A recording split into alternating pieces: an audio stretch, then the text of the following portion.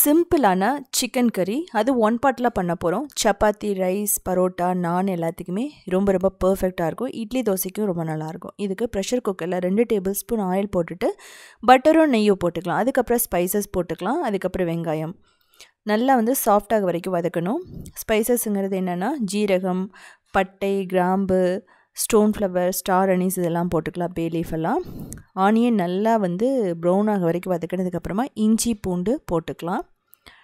சொல்லப்போனால் இது ஒரு பாகிஸ்தானி ஸ்டைல்னு சொல்லலாம். ஓப்பன் பேனல் மெத்தடில் நம்ம பண்ணலாம்.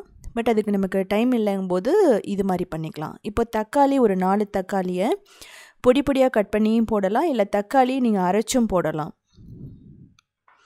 இது பார்த்திங்கன்னா நல்லா சாஃப்டாக வரைக்கும் வதக்கணும். இதுக்கப்புறம் மசாலா பொடி, மஞ்சள் தூள், மிளகாய் தூள், ஜீரகத்தூள், பெப்பர் தூள், கொத்தமல்லி தூள், கரம் மசாலா, அதுக்கப்புறம் உப்பு இதெல்லாம் போட்டுட்டு நல்லா வதக்கணும். இதுக்கப்புறமா சிக்கன் ஒரு 250 கிராமை நல்லா கழுவிக்கலாம். கழுவிட்டு ஒரு 3 நிமிஷம் நல்லா வதக்கணும். இது பார்த்திங்கன்னா மட்டன் யூஸ் பண்ணுறவங்க அதை கூட போட்டுக்கலாம். இதே மாதிரி கொஞ்சம் பச்சை வாசனை போக வரைக்கும் நம்ம அந்த மசாலாவோட சேர்த்து வதக்குவோம். வதக்கினதுக்கப்புறமா பெருசாக பார்த்திங்க அப்படின்னா எதையுமே அரைச்சி நம்ம சேர்க்க மாட்டோம்.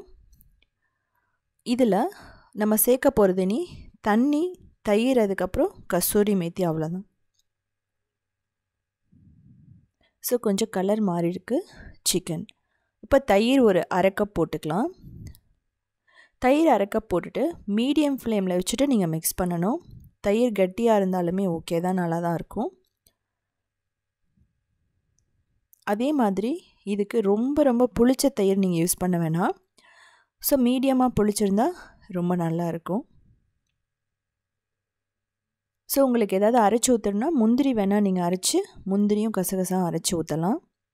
அது ஆப்ஷனல் தான். இப்போ கசூரி மேத்தி நம்ம போட்டுக்கலாம். ஒரு டேபிள் ஸ்பூன் 2 டேபிள் ஸ்பூன், இல்லைனா கசூரி மேத்தியோட பவுடர் கூட போட்டுக்கலாம்.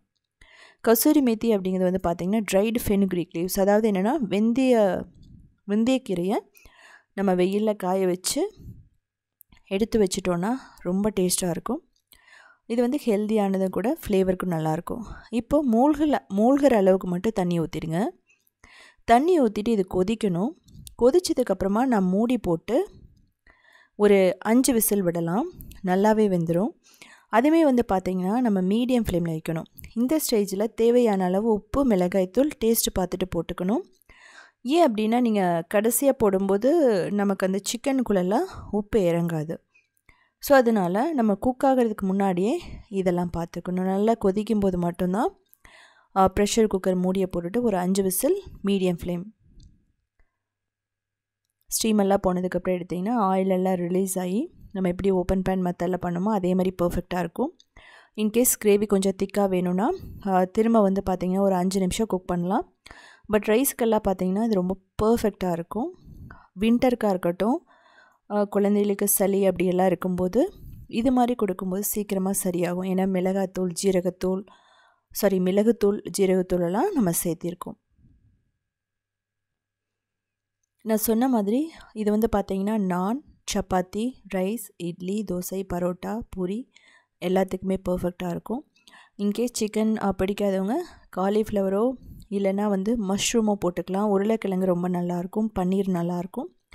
ஸோ இதே மாதிரியே ட்ரை பண்ணி பார்த்துட்டு கமெண்ட் பண்ணுங்கள். இதே மாதிரி நிறைய ரெசிபீஸ் வேணும்னா நீங்கள் உத்தமி கிச்சனை ஃபாலோ பண்ணலாம். க்ரியேட்டிவ் வேர்ல்டு இன்னொரு சேனல் இருக்கும். கிட்டத்தட்ட 1800 ரெசிபீஸ் இருக்கும். 12 இயர்ஸாக ரன் பண்ணிகிட்ருக்கோம். ஸோ கமெண்ட் பண்ணுங்கள். கமெண்ட் பண்ணலன்னா கூட ஸ்டார் ரேட்டிங் கூட நீங்கள் கொடுக்கலாம்.